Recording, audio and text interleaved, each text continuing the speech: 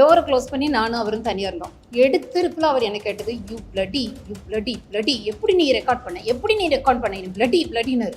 உன்னை யாரை இப்பவுமே அடிக்கணும், எவ்வளோ ஓட விட்டு அடிக்கணும்னு எல்லாமே தெரியும், நீ ஓடு நான் பார்த்துக்கிறேன் அப்படின்னு சொன்னார். நிறைய பேசினார். அப்போ இடையில அசல் நீங்கள் எப்படி நம்புறீங்களோ நம்பலையோ அசல் ஒரு சைக்கோ மாதிரி பிஹேவ் பண்ணார். ஏதோ பேசினார். அதில் கேச விநாயகன் சொல்லும்போது கேச விநாயகன் வந்து பக்கா உமனேசர். திடீர்னு ஒரு மணி நேரம் கழிச்சு அவர் சொன்னார், இந்த மாதிரி பண்ணாமல் லேசாக ஒரு மாதிரி இருக்குது, கொஞ்சம் தண்ணி கொடுங்க அப்படின்னா நான் ப்ரெஷர் பாயிண்ட் கொடுத்துட்டு எனக்கு நானே ப்ரெஷர் பாயிண்ட் கொடுத்துட்டு எதுவும் செஸ்ட் பெயின் வந்திருக்கோம் தண்ணி குடிச்சோன்னா நான் நார்மல் ஆகிட்டேன். கேட்குறேன், நான் கேட்குறேன்னு தப்பாக நினைக்காதீங்க, ஒரு மைனாரிட்டி ஸ்டேட் ஒரு பெண்ணை கூப்பிட்டு இப்படி மிரட்டுறீங்களே, யாராவது உயிர்கீர் போயிடுச்சுன்னா என்னங்க பண்ணுவாங்க, இப்படி மிரட்டிங்கன்னா ஒன்றுக்கு இருந்தணும், ஒன்றுக்கு இருக்கணும். டக்குன்னு ஒரு காலிங் பெல். உடனே வந்து தமிழில் அங்கே அவரோட செக்ரட்டரி வந்துடுன்னு, யார் போன முறை ஒன்றுக்கு இருந்தது, 1 வீக் முன்னால் கரூர் செக்ரட்டரி ஒன்றுக்கு இருக்கணும். எல்லாம் முடிச்சுட்டு நான் ரிசைன் பண்ண மாட்டேன், கையெழுத்து போட மாட்டேன்னு ஒரு வார்த்தை. அவருக்கு முன்னால் ஒரு ஒயிட் சீட் இருந்தது. அதில் வந்து யாரை இப்பவுமே தூக்கணும், எவ்வளோ ஓட விட்டு எல்லாம் தெரியும், நீ ஓடு நான் பார்த்துக்கிறோம். ஒரு மாதிரி சைக்கோ மாதிரி இருக்கிறாரு. இந்த அளவுக்கு ஒரு பெண்ணை கேவலமாக பேசுகிறவன் எனக்கு வந்து அவனோட சமாதானம், அவன் எனக்கு அண்ணன் மாதிரி தம்பி மாதிரிலாம் நான் கொடுக்கணுமா ஒன்றுமே புரியல. ப்ரெஸ் மீட் அவங்களே அரேஞ்ச் பண்ணியிருந்தாங்க. வந்தோன்னா அப்புறம் உட்கார வச்சு சூர்யா உட்கார வச்சு ஒரு நடத்தின நாடகம் அப்படிங்கிறது உங்கள் எல்லாருக்குமே தெரியும். அவர் எங்களுக்கு 2 ஒரு பிரச்சனையே இல்லை, நாங்கள் 2 பேரும் அண்ணன் மாதிரி தம்பி மாதிரி. எந்த நாயும் எனக்கு அண்ணன் மாதிரி கிடையாது. எனக்கு மட்டும் இது நடக்கலை. ஏகப்பட்ட தலைவர்களை மிரட்டி உருட்டி ஒன்றுக்கு இருக்க வச்சு, அந்த ரூமில் ஒன்றுக்கு இருக்க வச்சு, அது ஒரு பெரிய பெருமையாக பேசி டோரை திறந்தோன்னா, அண்ணா சாப்பிட்டீங்களாண்ணா, அக்கா காஃபி சாப்பிட்டீங்களா, அக்கா அண்ணா டிஃபன் சாப்பிட்டீங்களா, அக்கா உட்காருங்கக்கா. முழுக்க ஒரு சரியான சைக்கோ நடிகர். அவர் பயன்படுத்துகிற வார்த்தைகள்னு சொல்லி அத்தனை பேர் என்ன சொல்லியிருக்காங்க, தலைகீழ கட்டிடுவேன், தலைகீழ குளிச்சு தொங்க விட்டுருவேன், தோல் உரிச்சிருவேன், இதெல்லாம் வந்து பயன்படுத்தின வார்த்தை. யார்கிட்டையுமே நான் புகார் கொடுக்கல. அவர் வந்து அவர் மிரட்டோட இன்னொரு விஷயம், அன்னைக்கு புகார் கொடுத்தப்ப இந்த மிரட்டினப்போ இன்னொரு விஷயத்தையும் சேர்த்து மிரட்டினார். அதை நான் சொல்லணும், அதை மறந்துட்டேன். அன்னைக்கு மிரட்டினப்போ என்ன ஆகும்னா, அம்மாவும் மகளும் சேர்ந்து எப்போ பார்த்தாலும் டிவியில் பேட்டி கொடுக்குறீங்க. அப்போ 3 வருஷத்துக்கு முன்னால் நிறைய பேட்டிகள் கொடுத்துட்டு இருந்தோம். கொஞ்சம் உங்களுக்கு என்ன அது கொஞ்சம் ப்ராப்ளமாக ஆகிட்டு இருந்தது. அப்போ சும்மா வந்து கேட்பாங்க ஜின்னு எங்கே கொடுப்பேன், பேட்டி கொடுத்தோன்னா தொலைச்சு. Achika, India's #1 trusted gold buyers. We release pledged gold instant cash payment. பத்திரிகை நண்பர்கள் எல்லாருக்கும் என்னோட அன்பு வணக்கம். பாஜக தலைவர் அண்ணாமலை அவர்கள் வந்து மாநில தலைவராக இருக்கும்போது நான் சிறுபான்மை அணியுடைய மாநில தலைவியாக நான் அப்போ செயல்பட்டு வந்திருந்தேன். அப்போ வந்து பொதுவாக வந்து ஒரு விஷயத்தை நீங்கள் எல்லாருமே வந்து தமிழ்நாட்டு மக்கள் கேள்விப்பட்டிருப்பீங்க. திருச்சி சூர்யா விஷயம் அப்படிங்கிறது வந்து அவர் வந்து என்னை ரொம்ப மோசமாக திட்டி ஒரு ஆடியோ வந்து சமூக வலைதளங்களில் வந்து எல்லாருமே வெளியாச்சு. அப்போ வந்து அதுக்கு பின்னால் அடுத்தடுத்த ஒரு சீன்ஸ் வந்து நான் அதில் அமைதியாக இருந்தேன், எனக்கு ஒரு விசாரணை கமிஷன் வந்தது, அப்படிலாம் நிறைய வந்தது. ஆனால் அன்றைக்கு நடந்தது வந்து முழுக்க வெளிவந்த தகவல்கள் எல்லாமே போய் எனக்கு வந்து ஒரு நிறைய அழுத்தம் கொடுக்கப்பட்டது. நான் எதுவுமே பேசக்கூடாது, எதுவுமே செய்யக்கூடாது, நிறைய மிரட்டப்பட்டேன், த்ரெட்டன் பண்ணப்பட்டேன். இது எல்லாத்தையுமே பின்னணியில் இருந்து செய்தது வந்து பாஜக தலைவர் அண்ணாமலை அவர்கள். ஏன் வந்து அதை இவ்வளோ வருஷம் கழித்து நான் சொல்கிறேன் அப்படின்னு கேட்டால், அவர் வந்து ஒரு மாநில தலைவராக இருக்கிறாரு. அப்போ வந்து நம்மளுடைய சொந்த மாநில தலைவரே வந்து இந்த அளவுக்கு வந்து ஒரு மிரட்டுறாரு, ஒரு பெண்ணை இந்த அளவுக்கு இது பண்ணுறாரு, ரவுடிகளை வச்சு இது பண்ணுறாரு, பிளாக்மெயில் பண்ணுறாரு, ஆடியோ எடுக்கிறாரு, வீடியோ எடுக்கிறாரு. இதெல்லாம் வந்து நம்ம சொன்னால் இவர் போய் ஒரு கட்சியோட தலைவரா அப்படிங்கிற ஒரு பேர் கெட்டுரும் அப்படிங்கிறக்காக தான். உண்மையாலுமே நம்ம போயிருக்கிற கட்சி பாஜக கட்சி ஒரு சிறந்த கட்சி. ஆனால் மாநில தலைவர் இவ்வளோ மோசமானவர் இருக்கார், வெளியே சொல்ல முடியாத ஒரு நிர்பந்தத்தில் இருந்தேன். திருச்சி சூர்யா விஷயம் வந்து அவர் என்னை மிரட்டினதில் முதல்ல நடந்தது என்னென்னா, அதுக்கு அதில் முன்னால் வந்து ஒரு சுருக்கமாக சொல்லிடுறேன். அது எதனால் அவர் மிரட்டினார், எதுக்கு வந்தாருன்னு. அப்போ வந்து திருச்சியில் வந்து எங்களுடைய சிறுபான்மையினுடைய மாநில செயற்குழு நடத்தணும், பெரிய லெவலில் நடத்தணும், நிறைய பேனர்ஸ்லாம் போட்டிருந்தாங்க. அப்போ வந்து திருச்சியில் வந்து இருக்கக்கூடிய அப்போ ஏஆர் பாஷா அப்படிங்கிறவர் தான் அந்த தலைமை எடுத்து நடத்தினார். அப்படி இருக்கும்போது அங்கே நிறைய பேனர்ஸ் போஸ்டர்ஸ்லாம் வச்சு பிரம்மாண்டமாக வச்சுது. அப்போ வந்து திருச்சியை சேர்ந்தவர் சூர்யா அப்படிங்கிறனால வந்து நம்ம பாஷா அவருக்கு ஃபோன் பண்ணி கேட்டார், ஆமாம் என்ன வந்து கருப்பு முருகானந்தம் அவரோட ஃபோட்டோ வந்து அண்ணாமலையோட ஃபோட்டோக்கு ஈக்குவலாக வச்சுருக்க, நீ எப்படி அப்படி வைக்கலாம், என் தலைவன் அண்ணாமலை வந்து நீ இப்படி பண்ணலாம், பெருசாக வைக்கணும் அண்ணாமலை. அப்போ வந்து பாஷா அவர்கள் சொன்னார், அவர் தான் கோட்டை பொறுப்பாளர், ஆஸ் பர் பார்ட்டி ப்ரோட்டோக்கால் வந்து அந்த ஜோனல் இன்சார்ஜ் யாரோ அவரை வந்து மையப்படுத்தணுங்கிறதுனால வச்சுருக்கோம். இதை சொல்லவும் உடனே அவரை வந்து கண்டமேனிக்கு எடுத்திருப்பில் வந்து முஸ்லீம் அப்படிங்கிறது வந்து வேற மாதிரி வைக்கக்கூடிய ஒரு பெரிய ஒரு மோசமான ஒரு பேரை சொல்லவும் இவர் சூர்யா திட்டம் பாஷா உடனே வந்து பயங்கரமாக கெட்ட வார்த்தை, 2 பேரும் கெட்ட வார்த்தையை பேசிட்டாங்க. இந்த பஞ்சாயத்தில் வந்து நீ என்ன கேட்காத, எங்களுடைய மாநில தலைவி வந்து டிசிபி கேளுன்னா அடுத்த நாள் காலையில் தான் எனக்கு அந்த ஃபோன் வந்தது. அது எப்படி என்னோட அண்ணாமலை தலைவரை வந்து நீங்கள் கருப்பு முருகானந்தத்துக்கு வந்து ஈக்குவலாக போஸ்ட் வைக்கலாம். இதை பேசணுன்னே இது வந்து நீங்கள் கேட்கக்கூடாது சூரிய, இது வந்து சிறுபான்மை அணியுடைய செயல் வந்து இதுக்கும் உங்களுக்கு சம்மந்தம் இல்லை அப்படின்னு சொல்லவும் தான் அந்த அந்த அவ்வளோ மோசமாக என்னை திட்டி வந்து ஒரு வீடியோ போட்டது. இது எனக்கு ரொம்ப ஷாக்கிங்காக இருந்தது. ஒரு கட்சியில் வந்து ஒரு அரசியலில் ஒரு பெண் வரும்போது இப்படிலாம் ஒருத்தங்க திட்டுவாங்களா, இந்த மாதிரிலாம் நடக்குமா? ஏன்னா இப்படிலாம் வந்து வாழ்க்கையில் வந்து நம்மளை யாருமே திட்டினதில்லை. ரொம்ப ஷாக்கிங்காக இருந்தது. உடனே அந்த ஆடியோ வந்து நான் ரெக்கார்ட் பண்ணிவிட்டு தலைவர் அண்ணாமலை அவர்களுக்கு அனுப்பினேன். கமலாலயத்துக்கு அடுத்த நாளே போனேன். அடுத்த நாள் போயிட்டு அப்போ வந்து 3 பேருக்கு மொத்தம் அந்த ஆடியோ கொடுத்தேன். ஒன்று வந்து கருநாகராஜன் அவர்கள் கொடுத்தேன். அப்புறம் 2வது வந்து இன்னைக்கு தாவேகா கட்சியில் அமைச்சராக இருக்கக்கூடிய சோஷியல் மீடியாவில், அப்போ வந்து சோஷியல் மீடியாவில் நானும் அவரும் இணைந்து பணியாற்றிட்டு இருந்தோம். நிர்மல்குமார் அவர்கள், அமைச்சர் நிர்மல்குமார் அவர்கள், அவர்கள்கிட்ட வந்து ஒன்று கொடுத்துருந்தேன், ஒரு ஆடியோ கொடுத்தேன். ப்ளஸ் வந்து இவர்கிட்ட கொடுத்தேன், நம்ம தலைவர் அண்ணாமலை அவர்கள்ட்ட கொடுத்துருந்தேன். அப்போ வந்து இந்த ஆடியோ வந்து வந்தது. அண்ணாமலை அவர்களுக்கு நான் அனுப்பினோன்னே, அக்கா கமன் மீட் மீ அக்கா அப்படின்னு போட்டிருந்தார். அன்றைக்கி வந்து நான் போயிருந்தேன், கமலாலயத்துக்கு போயிருந்தேன். நான் போனப்போ வெயிட் பண்ண வச்சுட்டு இருந்தார். அப்போ வந்து திருச்சி சூரிய எனக்கு முன்னால் வந்து அவரை பார்க்குறக்காக வெயிட் பண்ணேன். இவரையும் கூப்பிட்டுருக்காரான்னு நினச்சேன். அப்போ நாங்கள் 2 பேருமே ஒன்றா ஒரு சேர அழைக்கப்பட்டோம். அப்போ வந்து ஒரு கிட்டத்தட்ட ஒரு 40 நிமிஷம் எங்கள் 2 பேரும் தனியாக உட்கார வச்சு பேசினார். அண்ணாமலை அவர்கள் பேசினார். அப்போ பேசுகிறப்போ இப்படி ஒரு ஆடியோவை வந்து நான் அனுப்பின பின்னால் வந்து அண்ணாமலை அவர்கள் வந்து முழுக்க திருச்சி சூர்யா கூட தான் நிறைய பேசிட்டு இருந்தார். அப்புறம் எப்படி இருக்கீங்க, எப்படி உங்களுக்கு ஒரு டேலண்ட்டு, பயங்கரமான டேலண்ட்டு, நீங்கள் அப்படியே ஒரு விஷயத்தை வந்து ஃப்ளோவாக பேசுகிறீங்க, உங்களை மாதிரி ஒரு டிவியில் ஒரு விஷயத்தை ப்ரெசென்ட் பண்ணக்கூடியது வந்து அவ்வளோ நான் பார்த்ததே இல்லை, நீங்களாம் அடைய வேண்டிய ரீச்சே வேறு, உங்கள் அப்பா சிவா அடைஞ்ச ரீச்செல்லாம் ஒரு பெரிய விஷயம் இல்லை, நீங்கள் தான் ஒரு எம்பி ஆக போகிறீங்க, நான் உங்களை எம்பி ஆக்கியே தருவேன் அப்படி இப்படின்னாரு. எனக்கு ரொம்ப ஷாக்கு. இப்படி ஒரு வீடியோவை வந்து இப்படி ஒரு ஆடியோவை அனுப்பியிருக்கேன், இந்த மாதிரி ஆடியோவை பேசின ஒருத்தனை எம்பி ஆக்கியே தருவேன், உங்கள் அப்பா அடைஞ்ச ரீச்செல்லாம் ஒன்றுமே இல்லைன்னு சொல்லும்போது ரொம்ப ஷாக்காக இருந்தது. ரொம்ப கேஷுவலாக பேசினாங்க. இடையில வந்து அப்பப்போ அப்புறம் அக்கா என்னக்கா வேறு ஏதாவது காஃபி குடிக்கிறீங்களா அப்படின்னா, மற்றபடி அவங்க 2 பேரும் பேசிட்டு இருந்தாங்க. அந்த 40 நிமிஷம் முடிவில் வந்து கடைசியில் வந்து சரி என்றாலும் சூர்யா அக்காவை நீங்கள் அப்படி பேசிட்டு கூட ஒரு சாரி கேட்டுருங்க அப்படின்னாரு. எனக்கு என்னடா நடக்குது அப்படின்னு ஒன்றுமே புரியல. உடனே சரிக்கா ஓகே சாரி அப்படின்னு கேட்கவும் நானும் ஓகே ஒன்றும் பிரச்சனை இல்லைங்கன்னு சொல்லிட்டு இவ்வளோ தான் நடந்தது. நாங்கள் வெளியே வந்தோன்னே நான் திரு அண்ணாமலை அவர்களுக்கு ஒரு மெசேஜ் போட்டேன். ஜி நான் வந்து இப்படி ஒரு ஆடியோவை வந்து ஒருத்தன் அனுப்பினவனை நான் உங்களுக்கு அனுப்பியிருக்கேன், அவனை வந்து நீங்கள் எம்பி ஆக்கியே தீருவேன், நீங்கள் அவ்வளோ தூரம் பாராட்டி புகழ்ந்து தள்ளுறீங்க என் முன்னால், எனக்கு என்ன நடக்குதுன்னே தெரியல, இவன்லாம் ஒரு எம்பி ஆனால் நாட்டோட நிலைமை என்ன ஆகும்னு தெரியலன்னு சொல்லிட்டு ரொம்ப ஷாக்கிங்காக ஒரு மெசேஜ் போட்டேன்னா, ஓகே அக்கா லீவ் இட் அக்கா வில் டேக் கேர் அக்கா அப்படின்னு சொன்னார். இதுதான் ஒரு மெசேஜை போட்டார். அதோட முடிஞ்சுது. அன்னைக்கு சாயந்தரம் வந்து அந்த ஆடியோ வந்து ப்ரெஸ்ஸுக்கு போயிடுச்சு. அது எப்படி போச்சு என்ன போச்சுன்னு தெரியல, மீடியாவுக்கு போயிடுச்சு. நான் அந்த ஆடியோவை கொடுத்தது இவர்களுக்கு மட்டும்தான். ஒன்று கருநாகராஜன் அவர்களுக்கு ஒன்று, அப்புறம் நிர்மல்குமார் இன்னைக்கு அமைச்சராக இருக்கக்கூடிய நிர்மல்குமார் அவர்களுக்கு கொடுத்துருந்தேன், அப்புறம் மாநில தலைவர் அண்ணாமலை அவர்களுக்கு கொடுத்தேன். ப்ரெஸ்ஸுக்கு எப்படி போச்சுன்னு தெரியல. அது போன உடனே அடுத்த நாள் காலையில் வந்து எனக்கு அண்ணாமலை அவர்கிட்ட திரும்ப ஒரு மெசேஜ் வந்தது. வேறு நான் அந்த மெசேஜை பார்த்துட்டு திரும்ப கமலாலயத்துக்கு போனால் ஒரு நிறைய கூட்டம் அண்ணாமலை அவர்களை பார்க்குறக்கு, நிறைய ப்ரெஸ் பீப்புள்ஸு நிறைய பேர் வந்து அவரை பார்க்குறக்கு வந்து வெயிட் பண்ணிட்டு இருந்தாங்க. அப்புறம் நான் வெயிட் பண்ணேன். அப்புறம் அந்த நிறைய பேர் பார்த்துட்டு இருந்தார். இடையில திடீர்னு கதவு திறந்து அக்கா கொஞ்சம் வெயிட் பண்ணுங்க, அக்கா வெயிட் பண்ணோம். அப்புறம் திரும்ப அப்புறம் வந்து ஒரு 2 மணி நேரம் வெயிட் பண்ணிவிட்டு கடைசியில் லஞ்ச் முடிச்சோன்னே மீட் பண்ண கூப்பிட்டாரு. நான் மீட் பண்ண உள்ளே போகும்போது கிட்டத்தட்ட ஒரு 20 பேர் அங்கே இருக்கிறாங்க. நிறைய பேர் அவருக்கு சிலை ப்ரெசென்ட் பண்ணுறாங்க, அது கொடுக்குறாங்க. பக்கம் ஒருத்தங்களையும் ஒரு பேட்சாக கிளியர் பண்ணி அவசரமாக அனுப்புகிறாரு.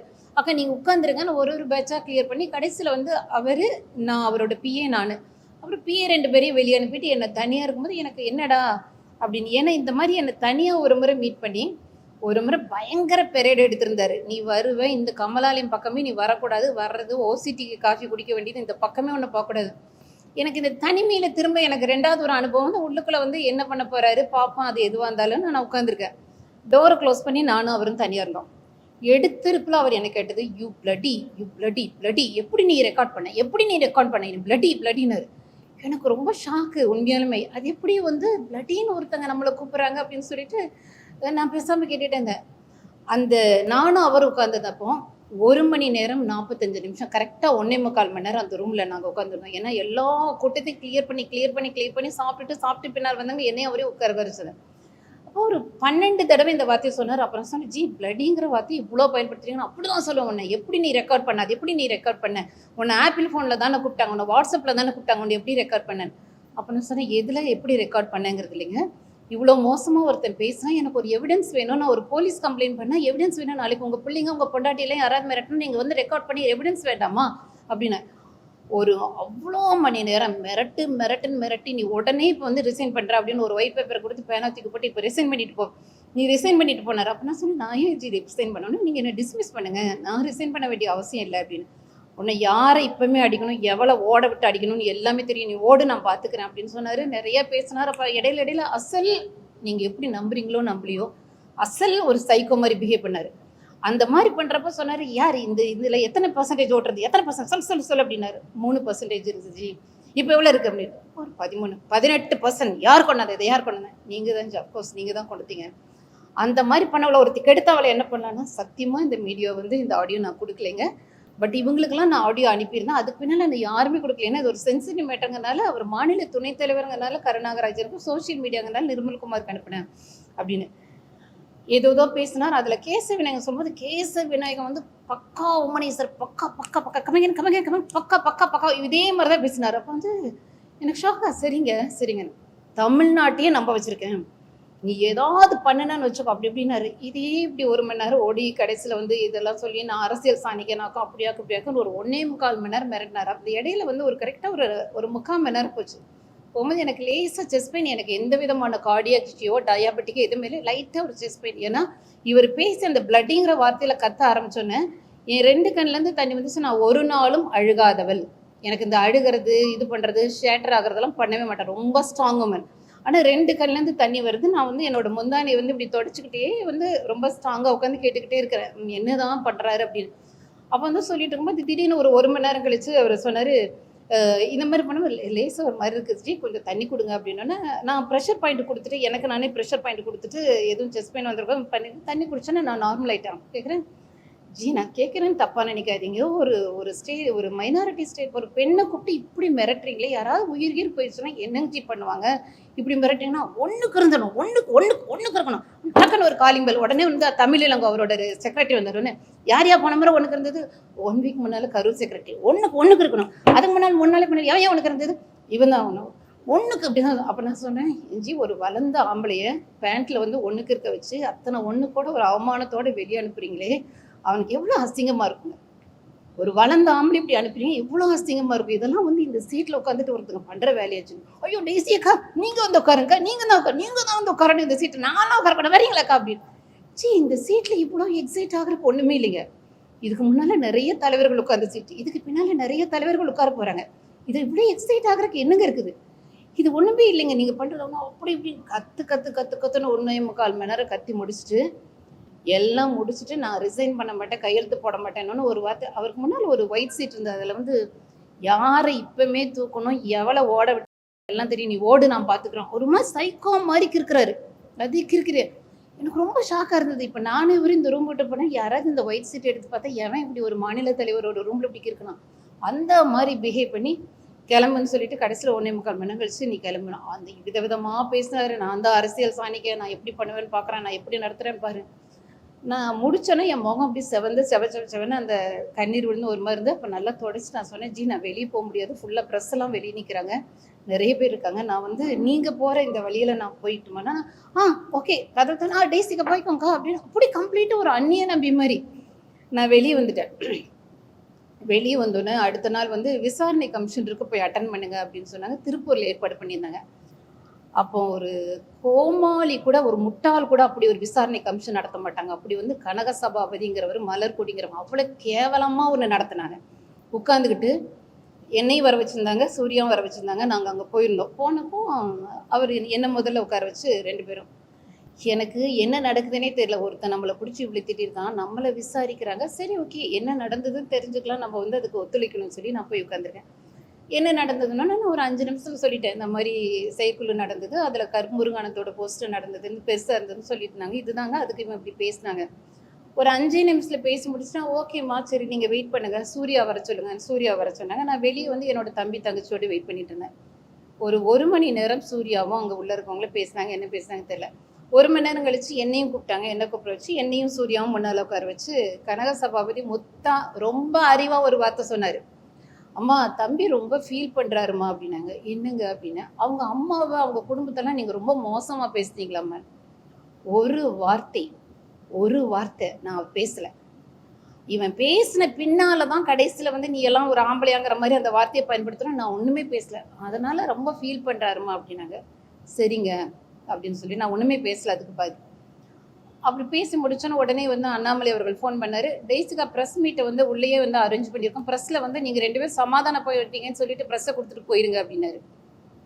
சரி எனக்கு வந்து அந்த நேரத்தில் வந்து ரொம்ப ஷாக்னா நம்ம வந்து இப்படிலாம் நடக்குமா, ஒரு பெண் அரசியலுக்கு வந்து இப்படிலாம் மிரட்டப்படுவோமா, இந்த மாதிரிலாம் செய்வாங்களா, இந்த அளவுக்கு ஒரு பெண்ணை கேவலமாக பேசுனவன் எனக்கு வந்து அவனோட சமாதானம், அவன் எனக்கு அண்ணன் மாதிரி தம்பி மாதிரிலாம் நான் கொடுக்கணுமா, ஒன்றுமே புரியல.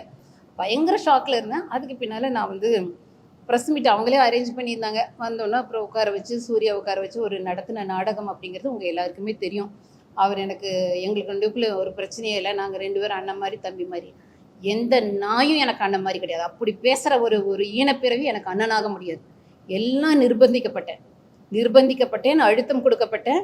அதுக்கு பின்னால் அப்படி கொடுத்தோன்னே என் வீட்டில் அது பெரிய பிரச்சனையாச்சு. என்னுடைய 2 மகளுங்களும் டாக்டர் ஷர்மிகா, டாக்டர் ரோமிகா 2 பேர் சொன்னாங்க, இந்த மாதிரி கேவலமாக உன்னை பேசின கட்சியில் ஒரு மாநில தலைவர் இவ்வளோ கேவலம் நடத்திங்க, அந்த கட்சியில் நீங்கள் தொடர்றீங்க. அதுக்கு பின்னால் இவனையெல்லாம் போய் தம்பி மாதிரி அண்ணன் மாதிரி, அம்மா நீங்கள் மட்டுமே இந்த உலகத்தில் இல்லாமல் நாங்கள் 2 பேரும் உங்களுக்கு பின்னால் இருக்கோம், கொஞ்சமாவது ஃபேமிலியை நினச்சி பேசுங்கம்மா, நடந்துக்கோங்கம்மா, கொஞ்சம் விட்டுருங்க, இது கடைசியாக இருக்கும், இனிமேல் இந்த நிகழ்வுகள் நடக்காது, இது விட்டுருங்க அப்படின்னு சொல்லிட்டு அவங்ககிட்டையும் நான் எக்ஸ்கியூஸ் கேட்டுட்டு அந்த சம்பவம் முடிஞ்சுது. இது எதுக்காக சொல்கிறேன்னா, எனக்கு மட்டும் இது நடக்கலை. ஏகப்பட்ட தலைவர்களை மிரட்டி உருட்டி ஒன்றுக்கு இருக்க வச்சு, அந்த ரூமில் ஒன்றுக்கு இருக்க வச்சு, அது ஒரு பெரிய பெருமையாக பேசி டோரை திறந்தோன்னே, அண்ணா சாப்பிட்டீங்களாண்ணா, அக்கா காஃபி சாப்பிட்டீங்களாக்கா, அண்ணா டிஃபன் சாப்பிட்டீங்களா, அக்கா உட்காருங்கக்கா. முழுக்க ஒரு சரியான சைக்கோ நடிகர் அவர். அவருக்கு ஃபாலோ பண்ணுற எல்லாருக்கும் சொல்கிறேன், உங்களுக்கு எல்லாருக்கும் ஒரு வழி இருக்குது, ஐயோ வழி இருக்குது. நம்ம அண்ணாமலை அவர்களை வந்து அடுத்தடுத்து கட்டங்களை கொடுக்கலையே, பதவி கொடுக்கல, அவர் ஏன் மாநில தலைவர்லேருந்து தூக்கிட்டார் அப்படின்னு சொல்லிட்டு. அதாவது அவர் மாநில தலைவராக இருக்கும்போது அங்கே தேசிய தலைமையிலேருந்து சொன்னது என்னென்னா, அதிமுக ஒரு கூட்டணி இருக்குது, அவங்களோட கொஞ்சம் இணங்கி போங்க, அவங்க தான் நமக்கு கூட்டணியோட, அவங்களும் நம்மளும் கூட்டணியாக போகிறோம். சொல்கிறதே கேட்கவே இல்லை. மோடி அவர்கள் சொல்கிறதையும் அமித்ஷா சொல்கிறத கேட்க, எப்போ பார்த்தாலும் எடப்பாடி பிடிச்சி கழுவி ஊற்றிட்டு இருந்தார். நமக்கு கூட்டணி கட்சின்னு தெரியுது. அப்போ அவங்கள வந்து நீங்கள் டார்கெட் பண்ணி பேசுகிறாங்க, அதையே பேசுனார். சரி விட்டாச்சு. அதுக்கு பின்னால் எதுக்குமே அடங்குற மாதிரி தெரியல. எலெக்ஷன் வந்துச்சு, நான் பயங்கரமாக இத்தனை % ஓட்டு எடுத்தேன், நான் வந்து இப்படி இருந்த கட்சி 3% இருந்ததை நான் 15% பண்ணேன், 13% பண்ணேன்னு சொல்லிட்டு எல்முருகன் அவர்கள் வந்து அதுக்கு முந்தின மாநில தலைவர் எல்முருகன் வந்து வேலியாத்திரையை நடத்தினார். ஒரு சிம்பிளாக வந்து நடத்திட்டு அவர் 4 சீட்டு அவருடைய பீரியடில் எலெக்ஷன் நடத்தப்போ 4 சீட் எடுத்தார். ஆனால் இத்தனை வாய் பேசிட்டு நான் பயங்கரமாக வந்து ஓட் பேக்குங்கிறது, பாஜகங்கிறது ஒன்று நல்லாவே இன்னைக்கு தமிழகத்தில் தெரியுறதுக்கு நான் தான் காரணம்னு சொல்லிட்டு அண்ணாமலை அவர்கள் வந்து அவர் எலெக்ஷன் நடக்கும்போது ஒரு சீட் எடுக்க முடியல. அவருடைய ஃபேன்கள், அவரை ஃபாலோ பண்ணுறவங்க எல்லாம் தெரியும், ஒரு சீட் எடுக்க முடியல. ஏன்னா அவர் அந்த அளவுக்கு வந்து கட்சி சொன்ன எதையுமே கேட்கல. ஒரு இடத்துல, ஏன் அவர் நின்ன இடத்துல அவர் வின் பண்ணலை. அதற்கு பின்னால் ஒரு முக்கியமான விஷயம், கட்சியில் வந்து நீங்கள் ஒரு இந்த ப்ரோக்ராமை பார்த்துட்டு இருக்க நீங்கள் வந்து உங்களை ஒரு பிரைம் மினிஸ்டராக நினச்சிக்கோங்க. நீங்கள் தான் மோடி அவர்கள் நிற்கிற இடத்துல இருக்கீங்க, நீங்கள் தான் அமித்ஷா அவர்கள் நிற்கிற இடத்துல இருக்கீங்க. உங்களை வந்து புதுசாக வந்த ஒருத்தனை பிடிச்சி உடனே வந்து ஒரு மாநில தலைவர், இந்த கட்சியில் 35 வருஷம் 40 வருஷம் வேலை செஞ்சவங்கலாம் இன்னைக்கு தான் மாவட்ட லெவலில் போஸ்டிங் வந்திருக்காங்க. ஆனால் நேற்று வந்து அவங்கள மாநில தலைமையாக வந்து போட்டிருக்கிறாங்க மோடி அவர்கள். ஆனால் போட்ட பின்னால் ஒரு அத்தனை வாரும் அவ்வளோ சோஷியல் மீடியா பர்சன்ஸ் இருக்கிறாங்க. ஒரு சின்ன உதாரணம் வந்து சோஷியல் மீடியா அப்படிங்கிறது, இப்போ நீங்கள் வந்து தமிழ்நாட்டில் பார்த்தீங்கன்னா ஹாஸ்பிட்டல்லே அதிகமான சப்ஸ்கிரைபர் எங்களோட டெய்ஸி ஹாஸ்பிட்டல். நீங்கள் பெரிய ஹாஸ்பிட்டலில் 4 லட்சம் போது நாங்கள் 23 லட்சம் சப்ஸ்கிரைபர் இருக்காங்க. ஒரே ஒரு ஆள் தான் எங்களுக்கு வேலை செய்கிறார் சோஷியல் மீடியாவில். எங்கள் ஹாஸ்பிட்டல் இப்போ தான் 2 பேர் வேலை செய்கிறாங்க. அப்போ இந்த சோஷியல் மீடியாவில் வந்து ஒரு பர்சனுங்கிறது எவ்வளோ பெரிய மாற்றத்தை செய்ய முடியும் போது, குறைந்தது ஒரு 2000 பேர் வந்து பாஜக கட்சியில் வந்து சோஷியல் மீடியாவில் இருக்கிறவங்க, ரொம்ப எக்ஸ்பர்ட்ஸ், ஃபேஸ்புக், இன்ஸ்டா, யூடியூப்ல இருக்கவங்க இருக்காங்க. அத்தனை சோஷியல் மீடியா பர்சன் முழுக்க தன்னை ப்ரொமோட் பண்ணுறக்கே வச்சுக்கிட்டு, மோடி அவர்கள்னு சொல்லிட்டு ஒரு பேருக்கு ஒரு 10 குரூப், அந்த குரூப்பில் வந்து வெறும் ஃபார்வேர்ட் மெசேஜ். ஆனால் வந்து எல்லா சோஷியல் மீடியாவும் அண்ணாமலை பேரில், அண்ணாமலை பேரவை, Annamalai army, Annamalai fan club, Annamalai ரசிகர் கூட்டம், அண்ணாமலை வெறிவும், அண்ணாமலையின் விழுதுகள், அண்ணாமலை அத்தனை சோஷியல் மீடியா அண்ணாமலைன்னு சொல்லி அவர் ஒருத்தரையும் ப்ரொமோட் பண்ணாங்க. ரைட்டு. அப்போ இங்கே நேஷனல் லெவலுக்கு வந்து தான் அண்ணாமலை அவர்கள், மோடி அவர்கள் கிடைத்த 5 வருஷமாக அமித்ஷா அவர்களும், நம்முடைய உள்துறை அமைச்சர் அமித்ஷா அவர்களும், பிரதமர் மோடி அவர்களும் கலந்துக்கிட்ட நிகழ்ச்சியில் நான் உட்கார்ந்துருக்கிறேன் கீழே. அந்த நிகழ்ச்சி ராமேஸ்வரத்துக்கு வந்து போன வருஷம் வந்து மோடி அவர்கள் வந்திருக்காரு. மோடி அவர்கள் வந்து ஸ்டேஜில் வராரு. ஜஸ்ட் ஒரு அரை நிமிஷம் வந்து கூட்டம் கைத்தட்டுது. அண்ணாமலை அவர்கள் வராங்க. 5 நிமிடம் விடாமல் கைத்தட்டுறாங்க. அண்ணாமலை கைத்தட்டிட்டு சேர் மேலே ஏறி துண்டை தூக்கிட்டு ஆடுன்னு ஆடுறாங்க. இது எந்த கலாச்சாரம் தெரியல. ஏன்னா தேசிய கூட்டத்தில் வந்து நீங்கள் வந்து நேஷனல் மீட்டிங்கில் வந்து டெல்லிக்கு வந்து மாதம் ஒரு முறை நேஷனல் மீட்டிங் அட்டன் பண்ணுறா. 20,000 பேர் உட்காந்துருக்கிற ஒரு இதில் மோடி அவர்கள் ஸ்டேஜில் உட்காந்துருப்பார். ஒரு முறை ஒருத்தன் வந்து இப்படி ஒரு நிமிஷம் மேலே கைத்தட்ட விட மாட்டாங்க. பொன்னாடி போத்துற கலாச்சாரம் இல்லை, பூ கொடுக்குற கலாச்சாரம் கிடையாது, காலில் விழுகிற கலாச்சாரம் கிடையாது. அவ்வளோ டிசிப்ளினாக ஒரு 20,000 பேர் இருக்கிற இடத்துல அவ்வளோ டிசிப்ளினாக கூட்டம் நடக்கும். மோடி அவர்கள் வருவார், ஒரு ஸ்டூடெண்ட் மாதிரி நடந்துக்குவார், அமைதியாக ஸ்டேஜில் உட்காருவார். ஆனால் இங்கே தமிழ்நாட்டில் மோடி அவர்கள் வந்து அடுத்தது அமித்ஷா அவர்கள் மதுரைக்கு வந்தாங்க. ஒரு அரை நிமிஷம் வந்து மோடி அவர்களுக்கு வந்து அரை நிமிஷம் அமித்ஷா அவர்கள் கை தட்டுறாங்க. 5 நிமிஷத்துக்கு மேலே அண்ணாமலைன்னு சேர் மேலே துண்டை தூக்கி ஆடுறாங்க. கடைசியாக நடந்த மோடி அவர்கள் வந்து பிரதமர் மோடி அவர்கள் வந்து வந்தாங்களே செங்கல்பட்டில் மதுரை அந்தத்துக்கு, அதே மாதிரி தான் வராங்க. அண்ணாமலை அவர்களுக்கு வந்து பொன்னாடை போத்துறாங்க. 5 நிமிஷத்துக்கு மேலே எல்லாரும் சேர் மேலே துண்டு தூக்கிட்டு அண்ணாமலை மோடி அவர்களுக்கு பின்னாடி பேசும்போது அமைதி.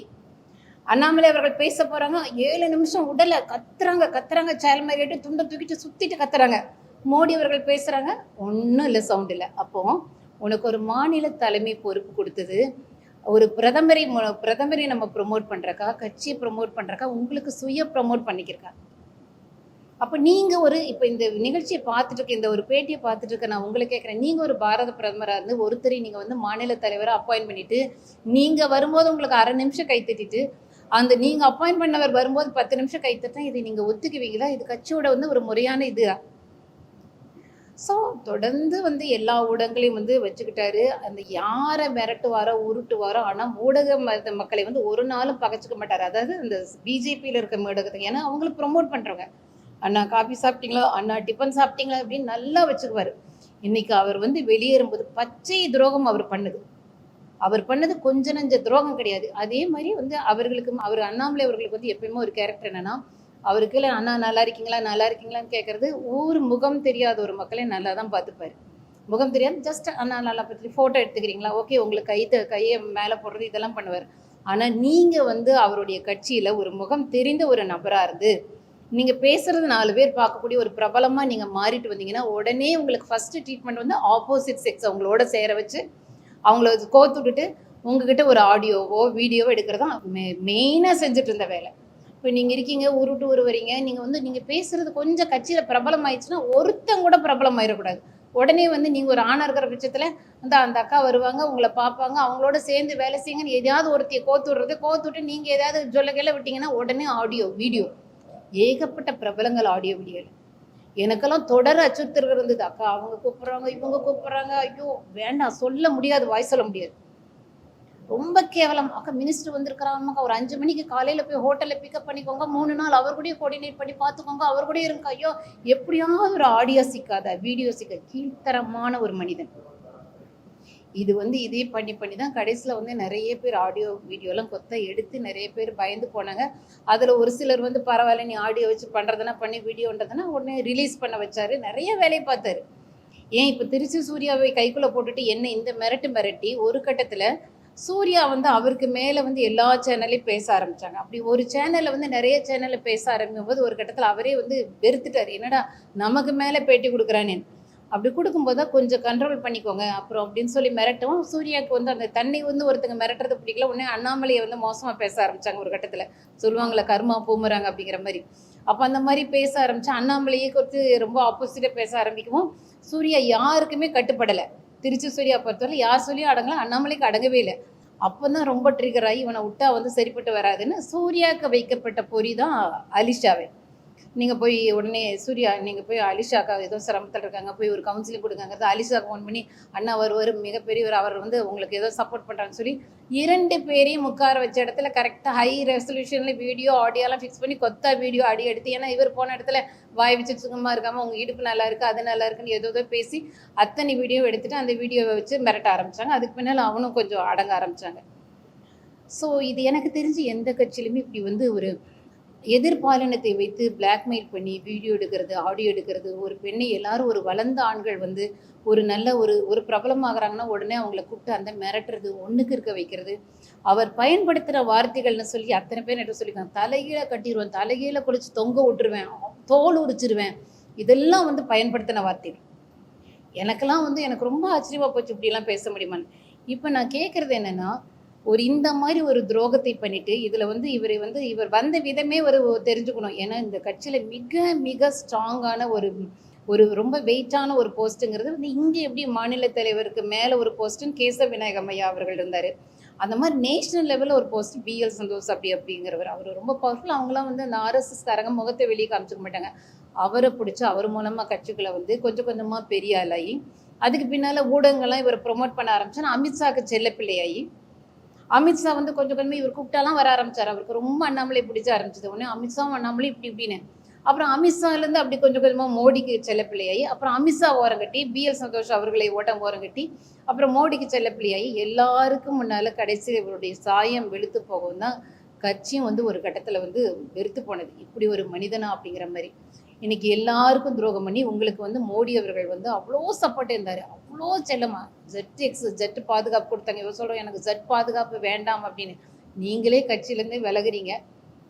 ஸோ இதெல்லாம் பண்ணி அவரை வந்து தங்க தாம்பாளத்தில் வச்சு தட்டினாங்க, சொந்த புள்ள மாதிரி வச்சு பாதுகிட்டாங்க. நீங்கள் அதெல்லாம் நம்புறீங்களோ இல்லையா? பிஎல் சந்தோஷ் அவர்களும் சரி, அமித்ஷா அவர்களும், மோடி அவர்களும், அண்ணாமலை அவர்களை வந்து அவ்வளோ ஒரு பாசத்தோடு பார்த்துட்டாங்க. நேஷனல் மீட்டிங்கில் வந்து நான் வந்து ஒரு பெண்கள், அதாவது இத்தனை ஸ்டேட் இந்தியாவில் ஸ்டேட்டில் ஒரே ஒரு பெண் பிரசிடென்ட், நான் மைனாரிட்டி பிரசிடென்ட். மற்ற எல்லா ஸ்டேட்லேயும் கர்நாடகா, பஞ்சாப், நீங்கள் உத்தரப்பிரதேசம் எல்லாமே ஆண்கள் தான் பிரசிடென்ட். ஆனால் எல்லாம் பேசும்போது ஐயோ அக்கா அண்ணாமலைஜி அவ்வளோ பாப்புலருங்க தேசிய அளவில்.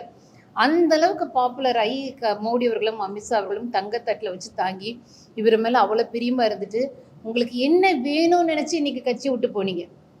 இவ்வளோ தூரம் உங்களை வந்து பாராட்டி சீராட்டி வைத்த கட்சியை வந்து இத்தனை பேரை மிரட்டினீங்க, உருட்டினீங்க, பிளாக்மெயில் பண்ணீங்க, வீடியோ எடுத்தீங்க, ஆடியோ எடுத்தீங்க, அத்தனை அசிங்கப்படுத்தினீங்க. கேசவ விநாயகம் ஐயா வந்து ஒரு சாதாரண மண்டலில் இருக்கிற ஒரு பூத்தில் இருக்க ஒரு சின்ன பையனை உடனே தோல் மேலே கைப்பட்டு பேசுவார். அப்படியே அப்பா மாதிரி பேசுவார். சாதாரண நபரை என்ன பண்ணுற, எப்படி சாப்பிட்ற, நீ இது வேணுமா, உனக்கு என்ன வேணும், உனக்கு உடம்பு சரியில்லைன்னு சொன்னியே, நீ பார்த்துக்கிட்டியா, நீ வந்துட்டியா. அந்த சாதாரண நபர்களை அன்பாக பேசுறது அவருக்கு இணையாக யாருமே இல்லை. அந்த மனிதன் வந்து யார் கூப்பிட்டாலும் வெள்ளந்தியா, ஒரு வாட்ஸ்அப் கால் அவருக்கு பண்ண தெரியாது, சிக்னல் கால், ஃபேஸ் டைம் அது எதுவுமே பண்ண தெரியாது. அவ்வளோ வெள்ளந்தியாக பேசுவார். அவரை வந்து ரொம்ப அசிங்கப்படுத்தி என்னென்னமோ பண்ணி அவ்வளோ ஒரு வில்லனிக் கேரக்டர்.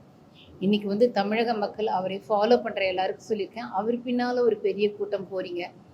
நீங்கள் பார்த்துக்கோங்க, அவர் பாஜக கட்சிக்கு செய்தது சரியா, அவரை அவ்வளோ தூரம் நம்பின பிஎல் சந்தோஷ் ஐயா, அமித்ஷா அவர்கள், மோடி அவர்களுக்கு அவர் பண்ணது சரியா, இதெல்லாம் பார்த்துட்டு ஃபாலோ பண்ணுங்க. அவர் வந்து கரெக்டாக அப்படியே அவர் கட்சிக்கு வரணும்னு என்ன பண்ணிருக்கணும், ரொம்ப நேர்மையான மனுஷன், நேரடியாக வந்திருக்கணும்.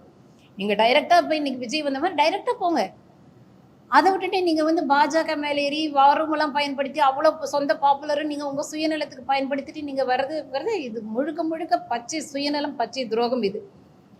அதனால் வந்து அவர் நிறைய நடிப்பார், மக்கள் பார்த்துக்கோங்க. ஒருவேளை உங்களுக்கு எப்போ அண்ணாமலையுடைய சுயரூபம் தெரியும்னா நீங்கள் ரொம்ப பாப்புலராகி அவருக்கு மிஞ்சி ஒரு ஆளாக நீங்கள் வந்து இருக்கும்போது அவர் அதை ஒத்துக்கவே மாட்டார். மற்றபடி அவருக்கு பின்னால் நிறைய பேர் போயிருக்காங்க, அது அவர்களுடைய விருப்பம்.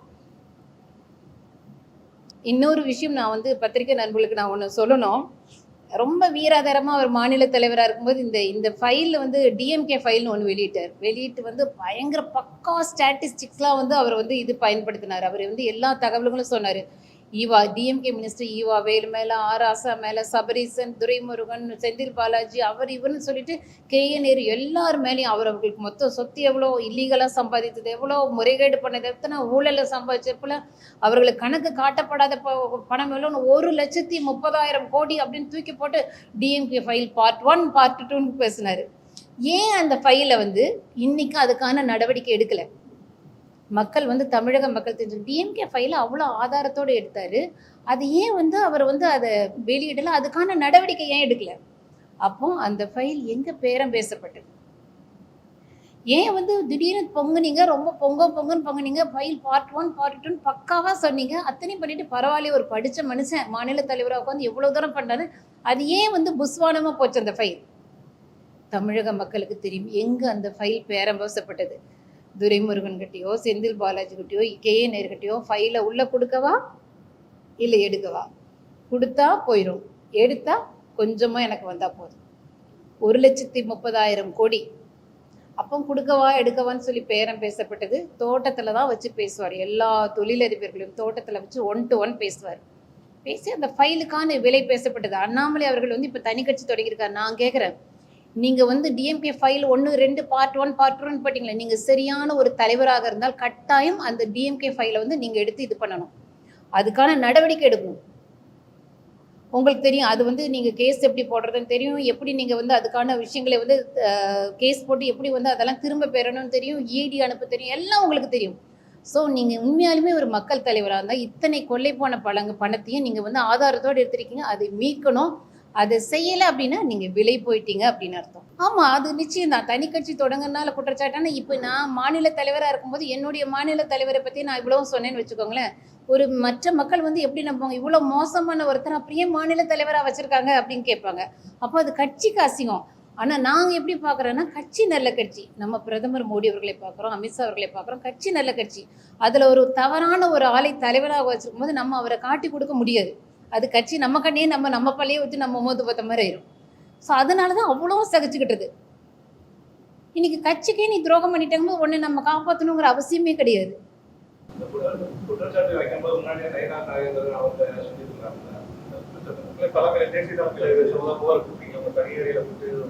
யாருக்குமே புகார் கொடுக்கல. அவர் வந்து அதை சமரசமா போயிருங்கும்போது அந்த விஷயத்தை எனக்கு கிளறவே இல்லை. அதோட இல்லை, புது தலைவர் வந்திருக்கப்போ அவர் கட்சிக்குள்ளேயே இருக்கும்போது எப்படி கட்சிக்குள்ளேயே அவரும் அண்ணாமலை அவர்களும் கட்சியில் இருந்தார் நேற்று வரைக்கும். அதை இன்னைக்கு தான் புது கட்சி தொடங்கியிருக்காரு. ஸோ கட்சிக்குள்ளேயே இருக்கிற ஒரு நபரை, அதுவும் முந்தைய தலைவரை வந்து ஒரு நடவடிக்கை எடுக்கிறது கட்சிக்கு அசிங்கம். இன்னைக்கு நான் அதை தோண்டி இது வந்து எல்லாத்துக்கும் மக்களுக்கு சொல்லணுங்கிற கட்சியை விட்டு வெளியே போயிட்டார். இனி அவர் நம்ம காப்பாற்றணும்னு அவசியம் இல்லை. அவர் செய்த அத்தனையும் தெரியும். இன்னொன்று நான் சொல்லணும்னு அவசியம், மக்கள் எல்லாருக்கும் தெரியும். அந்த வீடியோ ஆடியோக்கள் எப்போ பார்த்தாலும் இந்த பிளாக்மெயில் பண்ணுறதுல எந்த அளவுக்கு நடந்தது தெரியும். சரி, திருச்செந்தூரி அந்த அளவுக்கு பண்ணும்போது ஒரு மாநில தலைவராக நடவடிக்கை எடுக்கணும். ஒரு பெண்ணுக்கு எதிராக இவ்வளோ பேசும்போது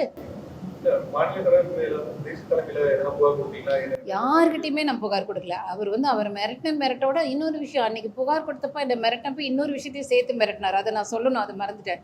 அன்னைக்கு மிரட்டினப்போ என்ன ஆகும்னா, அம்மாவும் மகளும் சேர்ந்து எப்போ பார்த்தாலும் டிவியில் பேட்டி கொடுக்குறீங்க. அப்போ 3 வருஷத்துக்கு முன்னால் நிறைய பேட்டிகள் கொடுத்துட்டு இருந்தோம். கொஞ்சம் என்ன அது கொஞ்சம் ப்ராப்ளமாக ஆகிட்டு இருந்தது. அப்போ சும்மா வந்து கேட்பாங்க ஜின்னு எங்கே கொடுப்பேன். பேட்டி கொடுத்தோன்னா தொலைச்சிருவேன். இனிமேல் ஒரு பேட்டி கொடுத்தோன்னா தொலைச்சிருவேன். அது ஏதோ மெடிக்கலில் மகாக்கிட்ட பேசுவாங்க, என்கிட்ட பேசுவாங்கன்னா நீ பேட்டி கொடுத்தோன்னா தொலைச்சிருவேனார். அன்றையிலேருந்து நான் பேட்டி கொடுக்குறது டோட்டலாக ஸ்விட்ச் ஆஃப் பண்ணேன். அதுக்கு பின்னால் அவர் அப்படி மிரட்டி அடுத்த நாள் ஒரு பேட்டி மட்டும் கொடுத்தார். அதாவது மிரட்டி வெளியே வந்தோடனே கூப்பிட்டேன், ஒரு பேட்டி கொடுக்கணும் அப்படின்னு சொல்லி, கேச விநாயகம் ஐயா அவரை பற்றின. அப்போ நான் கொடுத்த பேட்டி தான் கொஞ்சம் ஒரு வேறு மாதிரி அதில் வந்து கேச விநாயக ஐயா வந்து அவ்வளோ நல்ல மனிதர், ஒரு குட் சோல். உண்மையாலுமே அவர் இவ்வளோ ஒரு வெள்ளந்தியான ஒரு மனிதர், அவர் இவ்வளோ மோசமாக பேசுகிறாங்க, அவர் அந்த மாதிரி ஒரு மனிதர் கிடையாதுன்னு சொல்லி என்னோட ஆற்றாமி, உண்மையாக இப்படி ஒரு மனுஷனை டார்கெட் பண்ணுறாங்களேன்னு சொல்லி என்னோட ஆற்றாமி ஒரு பேட்டியாக கொடுத்தேன். இது 3 வருஷத்துக்கு முன்னால் அவர் என்னை மிரட்டின பின்னால் அடுத்த நாள் கொடுத்த பேட்டி. அதோடு பேட்டி கொடுக்குறது டோட்டலாக நான் நிறுத்திட்டேன். பேட்டி கொடுக்க என்னோட ஓன் சேனலில் நான் பேசுவேன். இப்போ நான் ஜஸ்ட் 1 மாதத்துக்கு முன்னால் பழைய மாதிரி நீ பேட்டி கொடுத்த தப்பில்லை, அவனுக்கு அன்றைக்கே நான் வந்து அடங்கியிருக்க வேண்டியதில்லை. பட் அன்றைக்கி ஒரு மைண்டு வந்து ஒரு பிளாக் ஆகிருந்தது. முன்னாள் மாவட்ட தலைவர்கள்லாம் நிறைய பேர் வந்து அண்ணாமலை பின்னாடி போகிறாங்க, அவங்களுக்குலாம் நீங்கள் என்ன சொல்லுங்கள்? அதாவது அண்ணாமலை அவர்கள் பின்னால் போகிறதுல வந்து ஒரு விஷயம் இருக்குது. அதாவது அவர் நிறைய சம்பாதிக்கக்கூடியவர். அண்ணாமலை அவர்கள் வந்து இந்த விவசாயம் பண்ணுறேன், ஆடு வளர்க்குறேன், மாடு வளர்க்குறேன், சாணி வளர்க்குறேன், அதெல்லாம் பற்றி இது அவர் டிஎம்கே ஃபைல் மூலமாக நிறைய பணம் கை மாதிரி அவர் நல்லா செழிப்பாக இருக்கிறாரு. லண்டனில் சொத்து வாங்கி அதெல்லாம் நான் வந்து சொல்லலை. அது போராட்டம்னு இப்போ இவர் டிஎம்கே ஃபைல் எடுத்த மாதிரி இனி இவருடைய ஃபைல் எடுத்தோன்னா எடுக்கலாம் தாராளமாக, அது கட்சி தான் முடிவு எடுக்கணும். ஆனால் அந்தளவுக்கு செழிப்பாக சேர்த்துக்கிட்டு இப்போ லண்டன் கூட டூர் போயிட்டு வந்தாங்க, எல்லாமே பண்ணிக்கிட்டு அவர் வந்து இப்போ 500 கோடி சம்பாதிக்கிறேன்னா அவருக்கு கீழே இருக்கவங்க நிச்சயமாக 1 கோடி 2 கோடின்னு சம்பாதிக்கிறதுக்கான வழிகளை விடக்கூடியவர் தான். ஸோ அவர் கூட இருந்தால் செழிப்பாக இருக்கலாம் அப்படிங்கிற ஒரு கணக்கு போட்டு போயிருக்கலாம். மற்றபடி வந்து வேற ஒன்றும் பெரிய கொள்கை பிடிப்பாக போகிறவங்க யாருமே கிடையாது.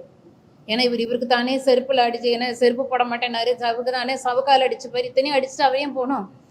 அவர் வந்து நல்ல பணம் சேர்த்து சொத்து வச்சுட்டு சும்மா போய் யாராவது கேட்டால் அண்ணா நான் விவசாயம் பண்ணேன்னா, நான் சாணி அல்றேன்னா, ஆடு வளர்க்குறேன், எந்த ஆடும் வளர்க்கல, எந்த விவசாயம் பண்ணுறேன். இது ஒரு போர்வைக்கு பின்னால் இருக்கக்கூடியவர். அது மக்கள் நிச்சயமாக வந்து புரிஞ்சுக்குவீங்க. இதை நான் சொல்ல வேண்டியது எனக்கு ஒரு கட்டாயம். அந்த அளவுக்கு ஒரு பெண்களை டார்கெட் பண்ணவர், கொடுமைப்படுத்தினவர், தவறான வார்த்தைகளை பிரயோகித்தவர், அவ்வளோ த்ரெட்டன் பண்ணவர், மனசாட்சி இல்லாத ஒரு குரூயலாக பிஹேவ் பண்ணவர். நான் வந்து இதை வந்து நான் ஒரு பொய், இதுக்கு என்ன ஆதாரம் இருக்குது, என்ன சொல்ல முடியும், நான் வந்து ஒரு வழிபடுற தெய்வத்து மேலமா என்னுடைய பைபிள் மேலே சத்தியமாக சொல்கிறேன். அவர் சொன்ன மிரட்டல நான் இப்போ உங்ககிட்ட சொன்னது ஜஸ்ட் 5%. ஏன்னா 1.25 மணி நேரம் வச்சு பேசினார். அப்போ தான் இந்த ஒன்றுக்கு இருக்கிற கதையெல்லாம் சொன்னது. ஸோ ஈவன் இப்போ என்ன மாதிரி நிறைய பெண்கள், அப்போ காயத்ரி ரகுராம் கூட வந்து உண்மையுமே கட்சி மேலே ரொம்ப அட்டாச்சாக இருந்த ஒரு பெண் தான் அவங்க. எல்முருகன் காலத்துலேருந்து எனக்கு சீனியராக நிறைய வேலை செஞ்சுட்டு இருந்தாங்க. சில இடங்களில் அவரை வந்து அவங்களுடைய ஒரு முகம் பார்த்தா ஒரு மாதிரி சத்தம் போடுறாங்க அப்படிங்கிற மாதிரி இருக்கும். நிஜமாக ஒரு பாசமாக கட்சியில் ரொம்ப ஐடியாலஜியில் பிரயாணித்த ஒரு பெண். அந்த பெண்ணையும் பிடிச்சி மிரட்டுனார். அவங்க ரொம்ப பேனிக் ஆனாங்க. இப்போ காயத்ரி ரகுராம் வந்து என்கிட்ட ரொம்ப சொல்லிட்டு புலம்புவாங்க, இப்படிலாம் சொல்கிறாங்க. கடைசியில் அவங்களுக்கும் ஒரு வீடியோ ஆடியோ எதுவும் ட்ரை பண்ணார் போல கிடைக்கல. கடைசியில் வந்து என்ன நடந்ததுன்னா, நாங்கள் அன்றைக்கி ஒரு 300 பேர் கமலாலயத்தில் வந்து ஒரு 250 பேர் உட்காந்துருக்கோம். ஒரு மீட்டிங் நடக்குது, அண்ணாமலை மீட்டிங் நடத்துகிறாரு. அந்த மீட்டிங்கில் அத்தனை ஆண்கள் மத்தியில் அவர் சொன்னது, அண்ணாமலை சொன்னது, காயத்ரி ரகுராம் என்ன பண்ணுறாங்க துபாய் ஹோட்டலில் என்ன நடந்தது சொல்லிடுவான். அந்த துபாய் ஹோட்டலில் வந்து நீ என்ன பண்ணன்னு சொன்ன, கேவலம் அசிங்கம், பெண்ணுங்கிறனால உன்னை பார்க்குறேன் அப்படின்னா என்ன இது கொடுங்க. ஒரு பெண்ணை வந்து நீங்கள் துபாய் ஹோட்டலில் என்ன தான் நடக்கட்டும், அப்போ அவளுக்கு வந்து ஒரு ஆடியோ உங்களுக்கு சிக்கலை, ஒரு வீடியோ நீங்கள் வச்ச பொறியில் அந்த பெண் சிக்கலைங்கிறனால இப்போ என்னை மாதிரி அவரை மாதிரி பண்ணுங்க, உடனே வந்து துபாய் ஹோட்டலில் என்ன எவ்வளோ அசிங்கப்படுத்துகிறாங்க, அவ்வளோ மன உளைச்சல் காணாங்க. என்னடேசி இத்தனை ஆண்கள் மத்தியில் வந்து என்ன இப்படிலாம் பேசிட்டாங்கன்னு சொல்லிட்டு கடைசியில் அந்த கடுமையான மன உளைச்சலை தான் அவங்க வந்து கட்சியை விட்டு வெளியேறுது. ஸோ நான் வந்து இத்தனை நடந்த பின்னாலே நான் நிற்கிற காரணம் வந்து ஒரு விஷயம் வந்து வெளியே வந்து சிந்திச்சேன். எனக்கு ஒரு நார்மலாகி 10 நாள் கழிச்சு ஒரு சிந்தனை, நான் ஒரு பேரண்ட் பாடியோட பிரசிடெண்ட்டாக ஒரு கட்சியோட மாநில தலைவராக இருக்கிற பட்சத்தில் ஒரு பெண் எனக்கு கீழே வேலை செய்யக்கூடிய ஒரு நிர்வாகி என்னதான் அவளும் ஒரு மைனாரிட்டியோட பிரசிடென்ட், சிறுபான்மையினர் தலைவி, என்னதான் தப்பினாலும் மிஞ்சி போனால் ஒரு 10 நிமிஷம் நம்ம திட்டுவோம். 1.25 மணி நேரம் வச்சு ஒருத்தையை பேசியிருக்கிறான்னா அப்போ நான் நினச்சிக்கிட்டேன், நான் நினச்சதை வெளியே சொல்ல விரும்பலை, பட் இதெல்லாம் நடந்தது. Achika, India's #1 trusted gold buyers. We release pledged gold instant cash payment.